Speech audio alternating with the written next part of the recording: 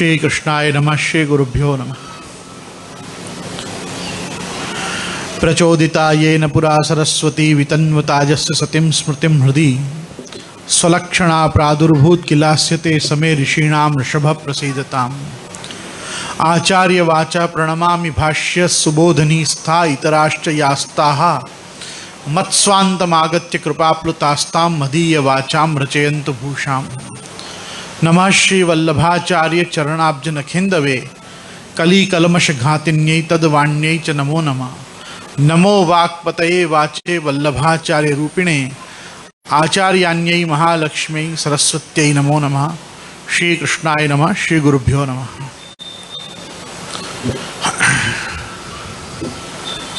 सभापति, सभाध्यक्ष, आज के हमारे जन्म दिवस के नायक पूज्य पितृचरण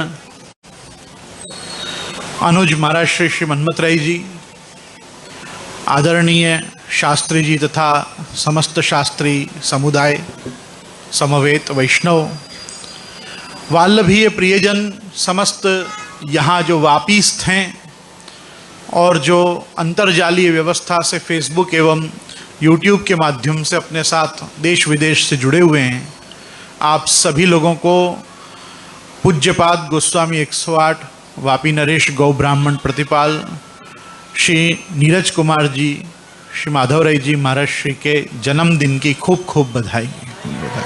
आए सभी।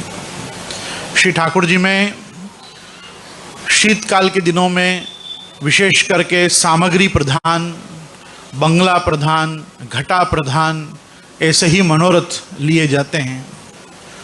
तो इस बार भी प्रभुचरण श्री विठलनाथ जी गोसाई जी के महामहोत्सव निमित्त ये षोडश ग्रंथ का पांचरात्रोत्सव और ये पांचरात्रोत्सव के सहित यहाँ आज जन्म दिवस का कार्यक्रम 2 दिवस पूर्व मैंने थोड़ा सा विस्तार बताया। आज मैं थोड़ा संक्षेप में एक बात कहना चाहूँगा। बहुत से वैष्णव नए नए आ रहे हैं, नए जुड़ रहे हैं जो प्रथम दिन नहीं थे। पांचरात्र हमारे यहाँ की आगम संहिताओं को कहते हैं।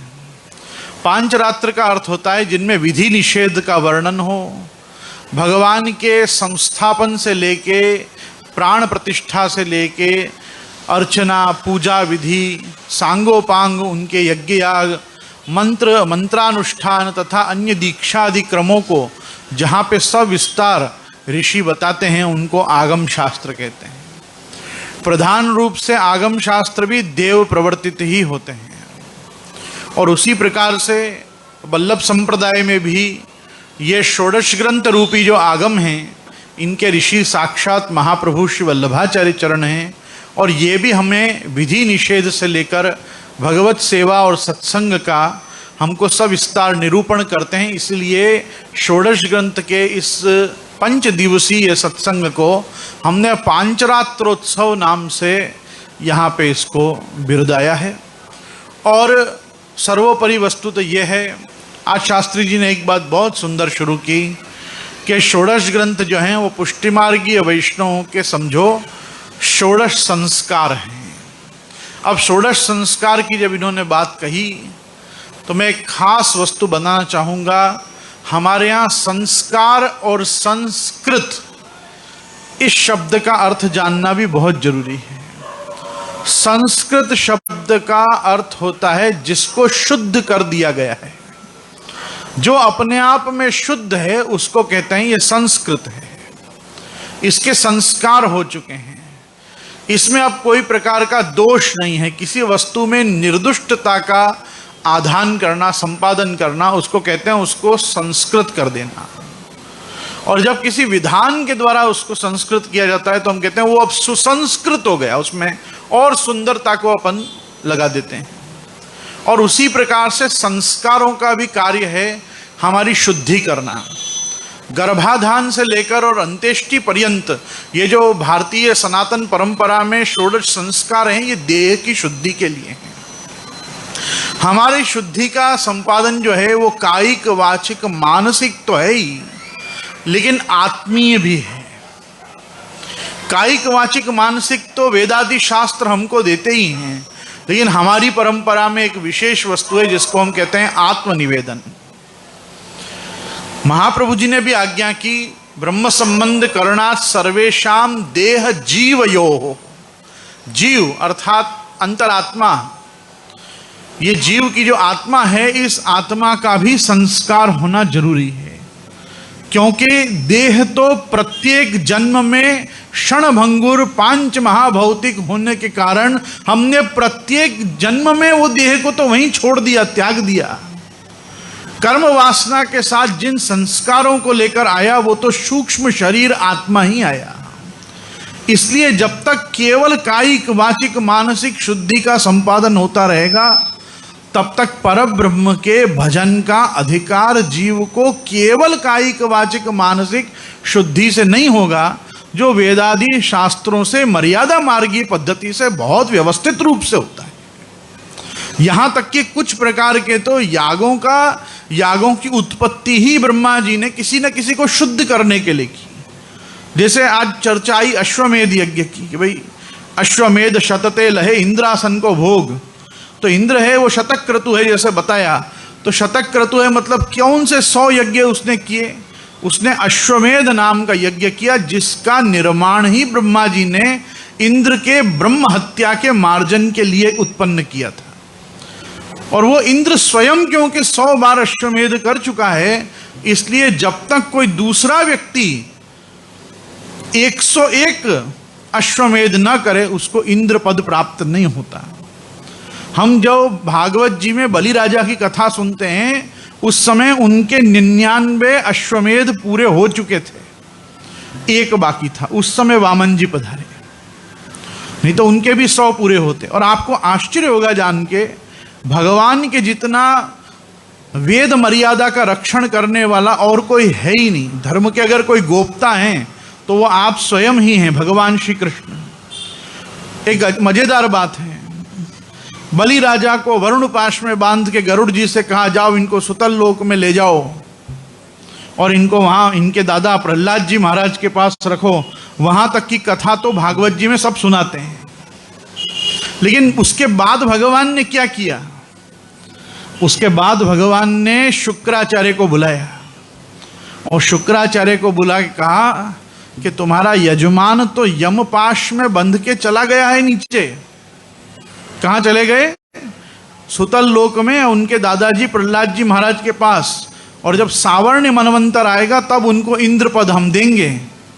लेकिन इंद्र पद की योग्यता के लिए उसके 100 अश्वमेध यज्ञ होने जरूरी हैं। इसलिए वो जिस यज्ञ का संकल्प कर चुके थे मेरे आने के समय पे, अब तुम सारे ऋत्विज, सारे आचार्य मिलके वो यज्ञ पूरा करो, जिससे उस यज्ञ का फल तुम अपने यजमान को दो और तब वो यजमान को इंद्र पद मिलेगा। ऐसे ही नहीं मिलेगा बस भगवान ने कह दिया तो भगवान ने कह दिया तो भी मिलता। लेकिन भगवान खुद इस धर्म की रक्षा करते हैं कि जब तक 100 अश्वमेध किसी के पूरे ना हो तब तक उसको इंद्र पद ना मिले। ये तो प्रासंगिक एक बात निकली, इसलिए मैंने आपसे कही। बात तो ये है कि ये यज्ञ याग आदि जो प्रकट हुए हैं इस लोक में ब्रह्मा जी द्वारा, देवताओं द्वारा, ऋषियों द्वारा, वो भी किसी न किसी प्रकार की शुद्धि के संपादनार्थ ही हुए हैं, जिससे भगवत प्राप्ति, भगवत भजन, भगवत यजन हो सके। तो ये जो हमारे षोडश ग्रंथ हैं, ये यदि हमारे षोडश संस्कार हैं, तो ये हमारे षोडश संस्कार जीते जागते व्यवस्थित सुदृढ़ शरीर के साथ, मनस्थिति के साथ जब हम हों, तब हमको इनका वारंवार चिंतन करना चाहिए। एक वस्तु समझिए, जैसे कि हम महाप्रभु जी श्रीमद् आचार्य चरण की वाणी में भी जानते हैं कि कृष्ण वाक्यानुसारेण शास्त्रार्थम ये वदंती ते ही भागवता प्रोक्ता शुद्धास्ते ब्रह्मवादिनः। शुद्धाद्वैतवादी, ब्रह्मवादी, भागवत मनुष्य तभी होगा जब कृष्ण वाक्यों के अनुसार वो शास्त्रों का अर्थ करेगा। कृष्ण वाक्यानुसार शास्त्रार्थ मतलब, मैं ये बात आपसे क्यों कह रहा हूं, षोडश ग्रंथ के पठन पाठन में, अध्ययन अध्यापन में, नित्य पाठ में जो प्रकार की शिथिलता दिखती है, उसका कारण कभी विचारना, क्यों दिखती है। भगवान ने गीता जी में सुस्पष्ट आज्ञा की है, श्रद्धावान लभते ज्ञानम। बहुत ध्यान से सुनो, आपकी जब तक किसी विषय में श्रद्धा नहीं है तब तक उस विषय का ज्ञान आपको होगा नहीं। ज्ञान के लिए दो शर्तें बहुत जरूरी हैं और वो दो शर्तें भगवान ने आगे ही दे दी हैं। भगवान ने आज्ञा की है तत्परः संयतेन्द्रियः, इंद्रियों को अपने वश में करके, इंद्रियों का जो भी चांचल्य है जो बार बार हमको संसार आसक्ति, विषय आसक्ति की ओर ले जा रहा है, उनसे हटाकर और तत्पर होकर, इनमें तत्पर होकर जब तक हम उसके पीछे नहीं पड़ेंगे तब तक हमको ज्ञान प्राप्ति नहीं होगी। तो ज्ञान प्राप्ति के लिए तीन शर्तें भगवान ने बताई। पहली खुद श्रद्धा, दूसरी वस्तु बताई तत्परता और तीसरी बताई इंद्रिय विजय। इंद्रियों की विजय दो प्रकार से है, शम और दम, या जिसको हम कहते हैं यम और नियम, जो दो चीजें हैं। और आचार्य चरण और ज्येष्ठ प्रभु चरण, आप तो सुस्पष्ट आज्ञा करते हैं कि स्वधर्माचरणम शक्त्या विधर्माच्च निवर्तनम इंद्रियाश्व विनिग्राह्य सर्वथा न त्यजेत्रयम् एष ही भागवतो धर्म श्रीमदाचार्य सम्मत। श्रीमदाचार्य चरण को जो सम्मत भागवत धर्म है वो यही है, यथाशक्ति धर्म का पालन करना, अधर्म और पापाचरण से दूर रहना, इंद्रियों को अपने वश में रखना और कभी भी इन तीनों को छोड़ना नहीं। तो सबसे पहली वस्तु यह है कि षोडश ग्रंथ रूपी इन प्रकीर्ण छोटे छोटे ग्रंथों में हमारी श्रद्धा बने। इसके लिए सबसे पहले तो इनमें श्रद्धा और बढ़ाने के लिए सर्वोत्तम जी का आश्रय लेना। सर्वोत्तम जी और नाम रत्नाख्य स्तोत्र इस समय, क्योंकि हमारे महोत्सव नायक मूल में तो प्रभुचरण श्री गोसाई जी हैं, इसलिए मैं खास कहना चाहूँगा कि आज भी हम देख सकते हैं कि वैष्णवों को जैसी श्रद्धा और जैसा आकर्षण यमुनाष्टकम सर्वोत्तम जी और कृष्णाश्रय का है, वैसा अभी भी प्रभुचरण के अष्टोत्तरशत नाम के लिए वैसा देखने को नहीं मिलता। और उसी का आप कारण समाज में देखोगे कि प्रभुचरण श्री गोसाई जी के नामों का चिंतन बराबर न होने के कारण आज लोगों को महाप्रभु जी का स्वरूप भी विधिवत समझ में नहीं आ रहा है। क्योंकि महाप्रभु जी का जो भी स्वरूप प्रकट हुआ है, महाप्रभु जी का स्वरूप चार ही वस्तु में विराज रहा है मूल रूप से। तो ग्रंथ राशि में यदि हम देखें, प्राचीन संप्रदाय के साहित्य में देखें, तो चार अलौकिक अप्राकृत ये ग्रंथ हैं कि जिनमें महाप्रभु जी का स्वरूप विराज रहा है। आपको याद होगा, मैंने आपसे चर्चा की थी, ओम भूर्भुवः स्वः। क्या चर्चा की थी? ओम भूर्भुवः स्वः। किसी को याद है क्या चर्चा है ये? ओमकार मतलब सौंदर्यम निजहदगतम प्रकटितम स्त्रीगूढ़ भावात्मकम पुनरूपंच पुनस्तदंतर्गतम प्राविशत स्वप्रिये संश्लिष्टा उभयोर बभौ रसमय कृष्णो हि यत्साक्षिकम रूपम तत्त्रतयात्मकम परम अभिध्येयम सदा वल्लभम। ये जो मंत्र है, ये जो ध्यान का श्लोक है, ये संप्रदाय का प्रणव है, बीज है। ओम अकार उकार मकार से जैसे प्रणव युक्त है, वैसे ठाकुर जी, स्वामिनी जी और साक्षी रूप श्री महाप्रभु जी, आप तीनों के एकीकरण से ये ओमकार रूप से ध्वनित होता सौंदर्य पद संप्रदाय में, संप्रदाय का, वल्लभ संप्रदाय का प्रणव है, ओमकार है। और भूर्भुवः स्वः, ये सर्वोत्तम जी, वल्लभाष्टक और स्फुरत कृष्ण प्रेमामृत हैं कि जब तक सर्वोत्तम जी का आश्रय, वल्लभाष्टकम का आश्रय और स्फुरत कृष्ण प्रेमामृतम का आश्रय नहीं लिया जाएगा, तब तक कुछ भी संप्रदाय में समझ में आने वाला नहीं है। क्योंकि संप्रदाय तो श्री महाप्रभु जी की कृपा के ही अधीन है। श्री वल्लभ कृपा दृष्टिया दुर्जना प्रलयंगता वैष्णवा सुखिनो लोके गर्जनते हरि नाम भी। ये जो हरि नाम का गर्जन संप्रदाय में हम ध्वनित कर रहे हैं, सुन रहे हैं, ये कैसे हो पा रहा है? क्योंकि श्री महाप्रभु जी हमको कृपा दृष्टि से हमको देख रहे हैं। और ये महाप्रभु जी कृपा दृष्टि हम पे कब हो रही है? जब हम श्री गोसाई जी की वाणी के माध्यम से अग्नि कुमार की वाणी के माध्यम से हम ये ओम भूर्भुवः स्वः का चिंतन करते हैं, तब जाके हमको आचार्य चरण का स्वरूप बोध होता है। और मैं यहाँ खास कहना चाहूँगा कि ये चारों वस्तु, इनकी जो कुंजिका है, इनकी जो चाबी है, वो नाम रत्नाख्य में ही स्थित है। नाम रत्नाख्य की उत्पत्ति जो हम सब जानते हैं कि श्री रघुनाथ जी पे कृपा करके हुई, उसमें आप विचार करो, देखो एक तत्व का कि महाप्रभु जी और श्री गुसाई जी का क्या गजब का अभेद, क्या अद्भुत अभेद इस वार्ता प्रसंग में स्थित है कि आज 2 मिनट का चिंतन इस वार्ता प्रसंग को देना चाहिए, क्योंकि ये श्री गुसाई जी के महामहोत्सव की सभा भी है और श्रीमद आचार्य चरण के द्वारा रचित ग्रंथों के ये सत्संग सत्र के कथा का भी क्रम है। इसलिए 1 मिनट का चिंतन मेरे साथ इस वार्ता का करिए कि प्रभु चरण श्री गुसाई जी अपने 7 पुत्रों के साथ अपने घर विराजते 7 स्वरूप की सेवा कर रहे हैं। उनमें आप प्रभु चरण स्वयं श्री नवनीत प्रिया जी के श्रृंगार कर रहे हैं।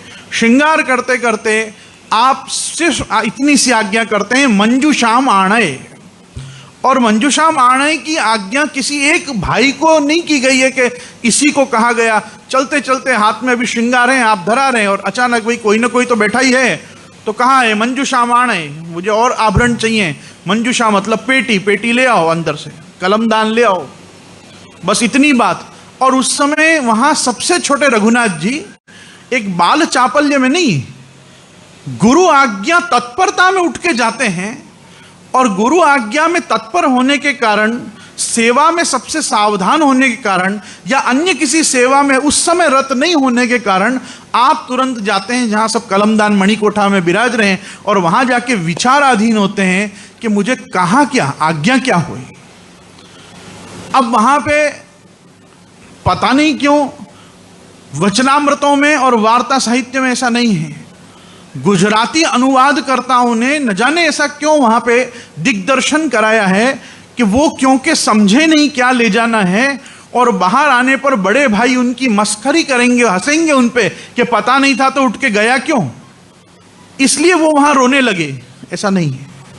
श्री रघुनाथ जी आप साक्षात भगवान रामचंद्र हैं, वो मर्यादा पुरुषोत्तम हैं, वो मर्यादा पुरुषोत्तम का वो पुष्ट्यावेश अवतार है।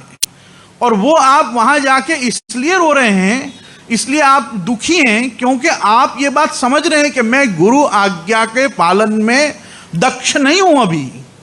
अभी मैं समझ ही नहीं पा रहा हूं कि मेरे गुरु ने मुझे क्या आज्ञा की। अरे अगर वो केवल एक बच्चे के किसी की मजाक उड़ाने का रोना होता तो आप विचार कर सकते हो कि वहां कलमदान को कौन सी चीज ले जानी, उसकी आज्ञा करने के लिए साक्षात श्री महाप्रभु जी वहां प्रकट होते। श्री महाप्रभु जी उस मणिकोठा में प्रकट हुए। महाप्रभु जी ने मणिकोठा में प्रकट होकर दर्शन दिए।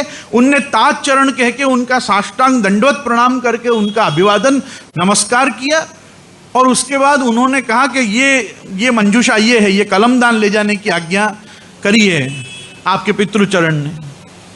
और उसके बाद वार्ता यहां तक कहती है कि श्री महाप्रभु जी ने उन पे प्रसन्न होके, प्रसन्न किस बात पे, गुरु आज्ञा सुनी और तुरंत जो कार्य करने भागे उसकी तत्परता पे प्रसन्न होकर और आपने प्रसादी चर्वित तांबुल दिया। कृष्णा धरामृत स्वाद सिद्धि साक्षात रूप में किसको कराई? श्री रघुनाथ जी को कराई। और रघुनाथ जी वो दर्शन कर रहे हैं, साष्टांग दंडवत कर रहे हैं और सब कुछ करने के बाद जान रहे हैं कि मैंने श्री महाप्रभु जी के दर्शन किए, परंतु बाहर आते हुए क्या वो महाप्रभु जी की स्तुति कर रहे हैं? वो किसकी स्तुति कर रहे हैं?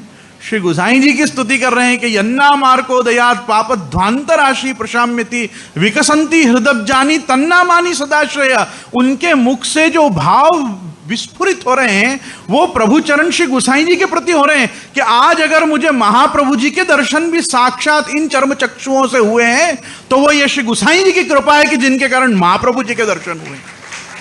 अगर ये मंजूषा माणे नहीं कहते और मैं उठ के वहां नहीं जाता तो आज मुझे ये जन्म में तो कभी श्रीमद आचार्य चरण के दर्शन नहीं होते। और मैं आपको आश्चर्य के साथ बताना चाहूंगा कि 7 बालकों में केवल रघुनाथ जी ऐसे हैं कि जिन्होंने साक्षात सदेह श्री महाप्रभु जी का पुनः एक बार दर्शन गुसाई जी से इतर भी किया है।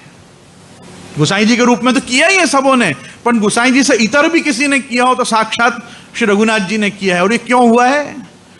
गुरु आज्ञा परिपालन में तत्परता दिखाने के कारण हुआ है। और उसके बाद जब वो बाहर पधारे हैं तब ना गोसाई जी ने ना श्री गिरधर जी ने कोई ने नहीं पूछा अंदर क्या हुआ बताओ, क्योंकि श्री गोसाई जी तो सब जानते हैं कि क्या हुआ। इसलिए गोसाई जी ने सीधे ये आज्ञा करी कि आज श्रीमद आचार्य चरण को परिश्रम भयो है, आज ठाकुर जी को परिश्रम भयो है, सो आज सु मेरे यहाँ देव भाषा नहीं पुरुषोत्तम भाषा ब्रज भाषा को प्रयोग सेवा में होएगा। तो आज जो अपने छोटे से बालक को देख के जो ताप क्लेश श्री महाप्रभु जी को हुआ कि अरे इतना सा बालक इतनी सी बात नहीं समझ पा रहा है और उसके कारण उसकी एक सेवा अधूरी रह जा रही है, इसलिए श्री महाप्रभु जी वहां प्रकट हुए हैं।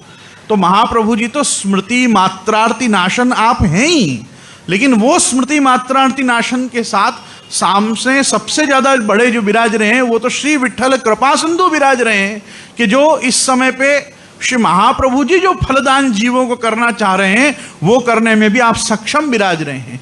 इसीलिए मैं बार बार लोगों को ये कहता हूं कि श्री गोसाई जी के अष्टोत्तरशत नाम में जो छैला नाम है उसकी विलक्षणता तो अति अति अद्भुत और अद्वितीय है। और वो क्या है? श्री कृष्णानुग्रहित का प्रार्थनीय पदाम्बुजा।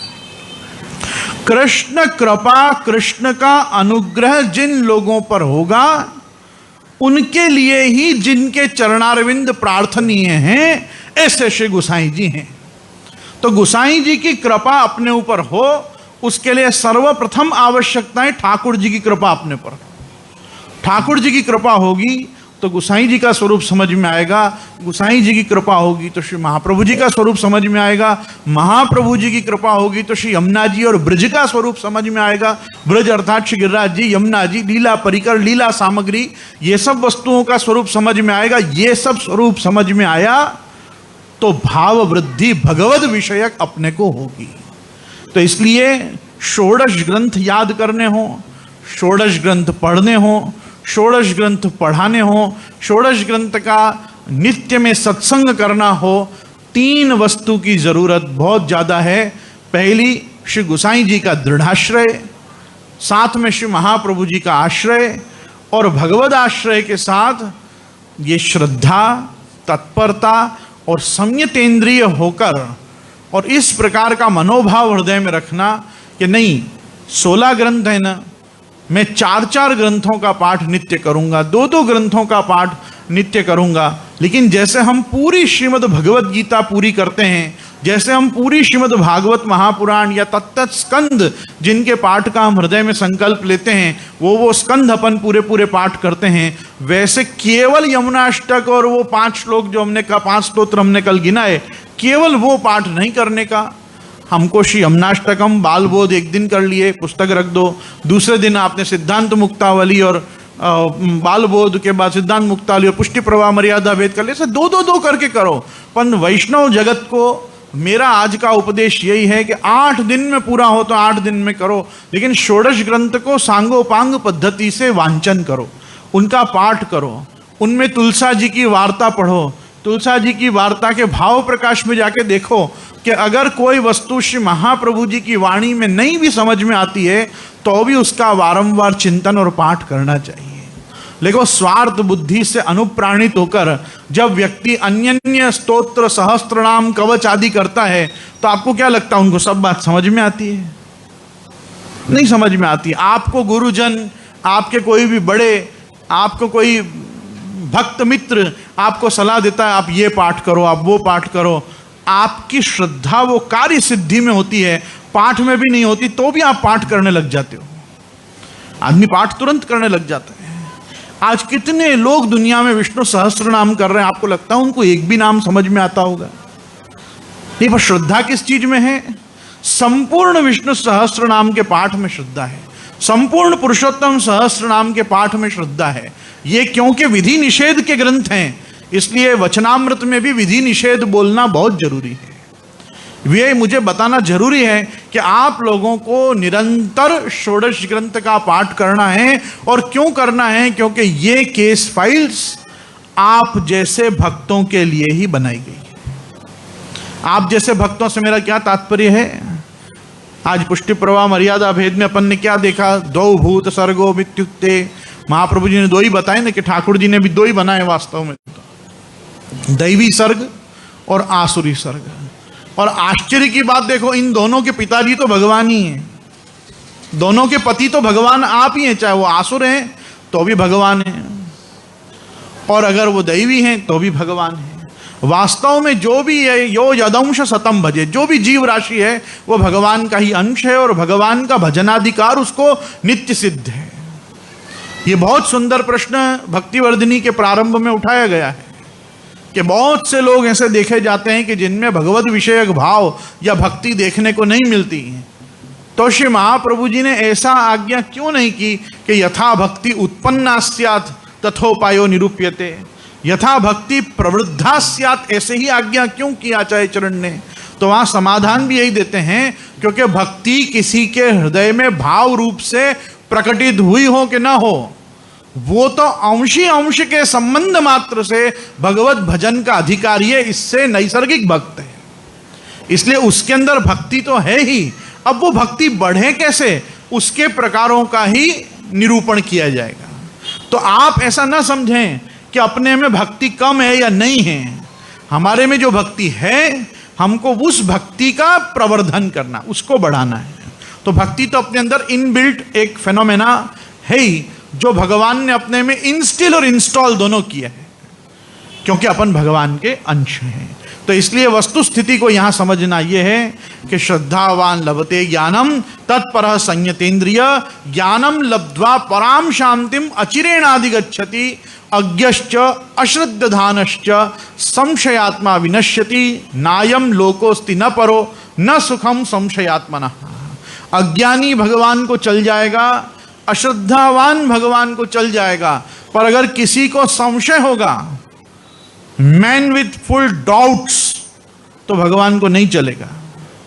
भगवान को संशय आत्मा कभी पसंद नहीं है। जिसको भगवान पर, भगवदियों पर, भगवत शास्त्रों पर, भगवन मार्गों पर अश्रद्धा है, उसकी अश्रद्धा को श्रद्धा में कन्वर्ट किया जा सकता है, और वो भी कन्वर्जन की प्रक्रिया से नहीं, कन्विंस करने की प्रक्रिया से। किसी में अगर अश्रद्धा के साथ अज्ञानता है तो उसकी अज्ञानता को दूर किया जा सकता है, उसको ज्ञान संपादन किया जा सकता है। यथै धांसी समिद्धोग्नि भस्मसात कुरुते अर्जुना, ज्ञानाग्नि सर्वकर्माणाम भस्मसात कुरुते तथा। ये एक इस प्रकार की वस्तु है भगवान ने ज्ञान, कि नहीं ज्ञानेन सदृशम पवित्रम इह विद्यते, ज्ञान से भी मनुष्य पवित्र होता है। और जब ज्ञान से मनुष्य पवित्र होता है तो उसको वेदों में कहते हैं पुण्येन पापम अपनुदति। जब मनुष्य के जीवन में ज्ञान और ज्ञान से जन्य पुण्य आता है, तब उसके पुण्य के प्रभाव से वो अपने पापों को दबाता चला जाता है, अपनुदति। और एक वस्तु आप समझना, मैं यहां बारंबार लोगों को कहना चाहता हूं, हम समाज में ऐसा एक बहुत बड़ा वर्ग देखते हैं जिसको भगवत शास्त्रों पे, भगवन मार्ग में श्रद्धा कम होती है, श्रद्धा कम होती है। ऐसे भी लोगों को हम देखते हैं। और ऐसे लोगों में श्रद्धा के कम होने का कारण क्या होता है आपको पता है?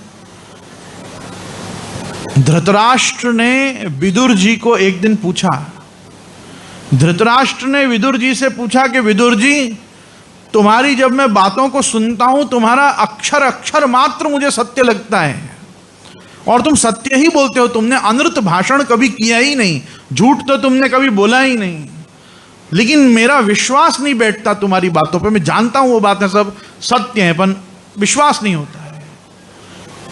अब वो तो राजा थे, उनसे क्या कहते, लेकिन फिर भी विदुर जी थे। विदुर जी तो धर्मात्मा विदुर हैं, वो वास्तव में महात्मा विदुर हैं। आज तो महात्मा हम किसी के भी नाम के आगे लगा देते हैं, बाकी वास्तव में महात्मा तो विदुर ही हैं। और ऐसे धर्मात्मा व्यक्ति अपने राजा को ब्लंटली, आज की भाषा में जिसे कहते हैं ब्लंटली, मुंह पे बोलते हैं कि स्वल्प पुण्यवताम राजन विश्वासो नैव जायते, तुम्हारे पुण्य भी इतने कम है राजन कि तुमको मेरी बातों पे विश्वास अभी नहीं होगा। भगवत भक्ति, भगवन मार्ग, भगवत शास्त्र, इन पे बराबर विश्वास बैठे, उसके लिए भी मनुष्य के हृदय में और उसके जीवन में पुण्यों की मात्रा अच्छी खासी होनी चाहिए। क्योंकि अगर हमारे जीवन में पुण्य कर्मों की संख्या ही नहीं है पुण्य कर्मों का वजन ही हमारे पास नहीं है तो हम कौन से पापों को पीठ पे धो रहे हैं? कम से कम विचारो तो सही। हम ठाकुर जी को पीठ क्यों नहीं दिखाते? हमारे पापों का संग्रह पीठ में होता है और हम अपने पेट ही दिखाते हैं भगवान को, प्रभु भर दे भर दे। यही बस यही कुछ एक मौन मूक प्रार्थना हमारी चलती रहती है, जहां चाहिए वहां जाए, वहां भर दे बस इसको। पीठ नहीं दिखाते। पर क्यों नहीं दिखाते? हमारे पापों की संख्या वहां भरी पड़ी है। तो पुण्येन पापम अपनुदिति, जब तक आप पुण्यों का संपादन नहीं करोगे, जब तक पुण्य अर्जित नहीं करोगे, पुण्य लाभ नहीं होगा, तब तक आपको भगवत विषयक बातों पर विश्वास ही नहीं होगा। विश्वास आना बहुत जरूरी है। देखो, हम कहते हैं ना शिव, शिव मतलब कल्याण, शंकर, शम मतलब शुभम करोति, कल्याणम करोति, शांतिम करोति। हर जगह पे शम करोति मतलब शमनम करोति नहीं होता है। मूल रूप से तो शम करोति थी, कल्याणम करोति। क्यों तुलसीदास जी ने प्रारंभ में ही कहा भवानी शंकरौ वंदे श्रद्धा विश्वास रूपिणो, याभ्याम विना न पश्यन्ति सिद्धा स्वांतस्तम ईश्वरम। अपने अंदर विराजता ईश्वर भी मनुष्य को दो चीजों के बिना नहीं दिखने को मिलेगा, और वो एक है श्रद्धा और दूसरा विश्वास। श्रद्धा मतलब पार्वती जी और विश्वास मतलब महादेव जी। ये शिव पार्वती जब तक कल्याण के तत्व वृषभ नंदी, वृषभ मतलब धर्म, नंदी मतलब धर्म, जब तक धर्म पे आरूढ़ होके अपने हृदय में आके नहीं विराजेंगे, तब तक भक्ति मार्ग का विकास अपने अंदर नहीं होने वाला है। ये मैं पुण्यों के संपादन के लिए कह रहा हूं कि आप पुण्यों को संपादन करिए। धर्मशास्त्र में, भगवान मार्ग में, भक्ति मार्ग में, पुष्टि प्रवाह मर्यादा भेद ग्रंथ में महाप्रभु जी ने कितनी सुंदर आज्ञा की। भक्ति मार्गस्य कथनात् पुष्टिरस्तीति निश्चय। मैं तो जहां भी भक्ति मार्ग शब्द प्रयोग करूंगा वहां पुष्टि के अर्थ में ही करूंगा। यह प्रतिज्ञा वाक्य महाप्रभु जी का। तो हमारे इस भक्ति मार्ग में, हमारे इस पुष्टि मार्ग में भी जितना हमारे द्वारा सेवा, संकीर्तन, भजन, पाठ ये सब जरूरी है, उतना का उतना जरूरी है कि हम तीर्थाटन के द्वारा, गौ सेवा के द्वारा, गुरु सेवा के द्वारा, प्रभु सेवा के द्वारा, वैष्णवों की सेवा के द्वारा, ब्राह्मणों की सेवा के द्वारा हम जितने प्रकार से पुण्य अर्जन कर सकें, पुण्य अर्जित कर सकें, हमको अपने सनातन धर्म के सनातनी स्वरूप को भी नहीं छोड़ना चाहिए। क्योंकि आज वर्णाश्रम धर्म को यदि धर्म संप्रदायों में से हटा दो तो अष्टादश पुराण में कुछ भी सुनने, देखने, बोलने को नहीं रह जाता है। ये वर्णाश्रम धर्म ही है। ये ब्राह्मण, क्षत्रिय, वैश्य और शूद्र, ये चार वर्ण और चार आश्रम व्यवस्था, ब्रह्मचर्य, गृहस्थ, वानप्रस्थ और सन्यासी है कि जिनकी आधारशिला पे पूरा सनातन धर्म खड़ा हुआ है।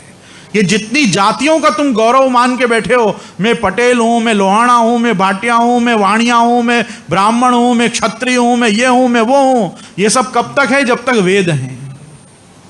वेदस्य विद्यमानत्वात् मर्यादापि व्यवस्थितः। महाप्रभु जी ने कहा कि जब तक वेद है तब तक मर्यादा स्थित रहने वाली है। और ये वेद मर्यादा को स्थित रखने के लिए हमको हमारे ढंग से धर्म, अर्थ, काम और मोक्ष का सेवन बराबर करना पड़ेगा। सनातन धर्मानुसारी करना पड़ेगा, वर्णाश्रमानुसारी करना पड़ेगा। जो वर्ण में हम स्थित हैं उन वर्ण मर्यादाओं का भी रक्षण करना पड़ेगा। हम जानते हैं कि वेद वाक्यम महावाक्यम पुराणे भारते तथा श्रीमद वल्लभ वाक्यार्थम श्री कृष्णा शरणम ममा। वास्तव में अष्टाक्षर से ऊपर कोई मंत्र ही नहीं है। और महाप्रभु जी से पूछो तो महाप्रभु जी तो सुस्पष्ट आज्ञा करते हैं, मंत्रोप्येकस्तस्य नामानि, यानी जिसमें भगवान नाम आता हो वो हर बात और हर अक्षर मंत्रात्मक है, जिसमें कृष्ण नाम आता हो। श्री कृष्ण शरणम मम, इस अष्टाक्षर में भी कृष्ण नाम है, वही मंत्र है। बाकी तो शरणागति का प्रोसेस है। कृष्ण नाम है, वही मंत्रात्मक है वास्तव में तो। और इसके ऊपर भी हमारे यहाँ टीकाएं और ग्रंथ विद्यमान है कि अष्टाक्षर में कितने अक्षरों को मंत्र रूप गिनना, और वास्तव में कृष्ण बस यही मंत्र है। तो आप एक वस्तु को समझिए कि जब हम परब्रह्म रूप से तयोर ऐक्यम परब्रह्म कृष्ण इत्यभिधीयति, इस प्रकार का जो अभिधान हम कर रहे हैं, अभिधीयते जो हम मान रहे हैं कि ये अभिधान है, भगवान कृष्ण ऐसे कृष्ण बनते हैं, ऐसे परब्रह्म बनते हैं। तो ये कृषि और कृष ये क्या वस्तु है समझो आपके। जब हम कहते हैं कृष, तो कृष शब्द से सत्ता, सत्ता मतलब कोई ऐसा नहीं कि केवल भूवाचक, भूमि क्योंकि सत्ता का एक रूपांतर है, इसलिए वहां पे ऋषि मुनियों ने भू ऐसा अर्थ किया है। कृषिर भूवाचक शब्द, लेकिन वहां भू सत्तावाचक, जिसकी सत्ता कण कण में व्याप्त है और सर्वत्र विद्यमानत्वाद। भगवान का जो स्वरूप है वो कैसा है? वो ध्रुव, अचलम, ध्रुवम, सनातनम, शाश्वतम, निरंतरम, जिनको अपन निरवधि सच्चिदानंद कहते हैं, कि जिसमें कोई घटने वाली और बढ़ने वाली वस्तु ही नहीं है। वो सब चीजों को मिला के एक साथ कहा है कि कृष्ण, और फिर केवल एक शब्द का अण, और उसमें कहा निर्वृत्ति। निवृत्ति नहीं है, निर्वृत्ति शब्द है वहां। निर्वृत्ति शब्द का अर्थ होता है किसी के दुख को हटाकर और वहां आनंद का दान करना। दुख को हटाकर सुख देना नहीं, दुख को हटाकर आनंद का दान करना। सुख और आनंद में बहुत फर्क है। सुख जो है आदि भौतिक होते हैं, आनंद शुरू ही आध्यात्मिक से होता है, और ये छल्ले आदि दैविक तक जाके, और कब जाके निर्गुण हो जाता है आनंद भी, ये भगवत कृपा से ही समझ में आता है। ये जो कृष्ण हैं, ये कृष्ण अपने आप में हमारा शरण स्थान है, और वो हमको शरण प्रदान करते हैं। इसलिए हम बोलते हैं श्री कृष्ण शरणम मम, लेकिन फिर भी प्रत्येक ब्राह्मण अपने जीवन में गायत्री का जप करता ही है। क्यों गायत्री जपते हो? जब जानते हो कि भाई अष्टाक्षर से ऊपर कोई मंत्र इस संप्रदाय में हमारा तारक उद्धारक नहीं है, इससे बड़ा कोई हमारा त्राण नहीं है, फिर भी हम गायत्री जपते हैं। क्यों?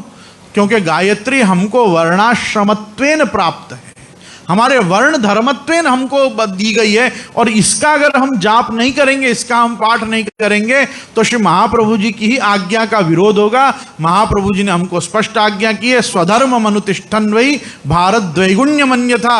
यदि तुम अपने धर्म में स्थित नहीं रहोगे तो तुम्हारे उद्धार करने में ठाकुर जी को डबल प्रयत्न करना पड़ेगा। वो भारत द्वैगुण्य मन्यथा मतलब वो भार ठाकुर जी पे 2 गुना पड़ेगा।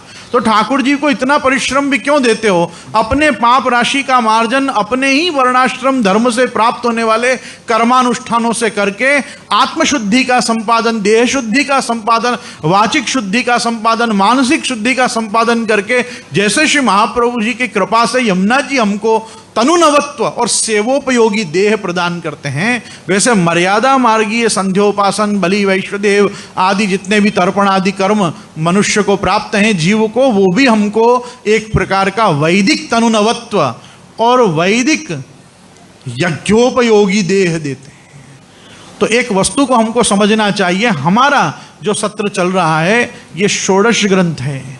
ये षोडश ग्रंथ अगर षोडश संस्कार रूप भी हैं तो ये हमारी मानसिक, वाचिक, कायिक और आत्मीय, ये 4 प्रकार की शुद्धि के लिए हमको कृपा करके बड़ों ने प्रदान किए हैं। अभी हम जिस क्रम से चल रहे हैं वो क्रम श्री हरिराय महाप्रभु द्वारा प्रकटित है, और दूसरा जो एक प्रकार अध्ययन का है वो श्री द्वारकेश जी द्वारा निरूपित है। इसकी चर्चा अपन कल, परसों और प्रभु चरण के उत्सव पे सविस्तार करेंगे कि क्यों हमारे पास 2 प्रकार के ये सिलेबस, 2 प्रकार के एजुकेशन बोर्ड ये षोडश ग्रंथ को पढ़ने में क्यों डेवलप हुए हैं, why we have ICSE and CBSE all together.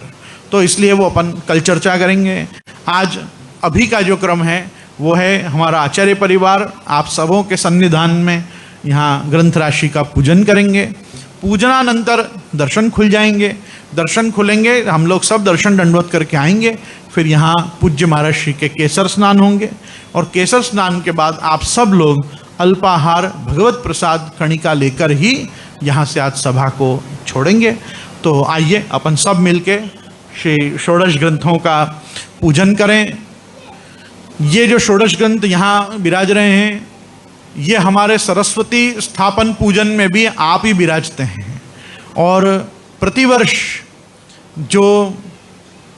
जिसको हम आश्विन नवरात्र कहते हैं, इस आश्विन नवरात्रि में प्रायः सप्तमी, अष्टमी और नवमी, ये 3 दिन अपने यहाँ श्री गादी जी में सरस्वती पूजन, सरस्वती स्थापन होता है।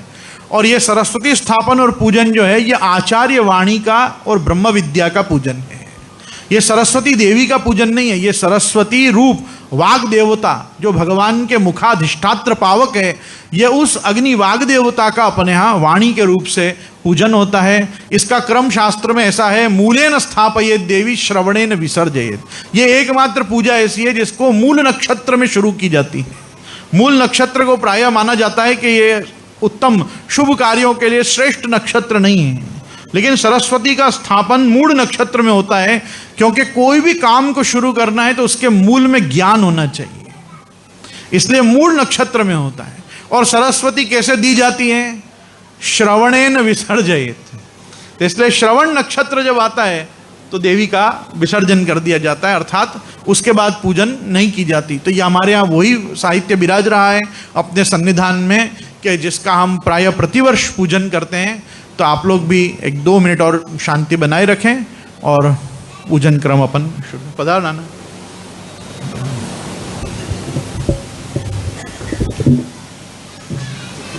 नमस्ते भवता।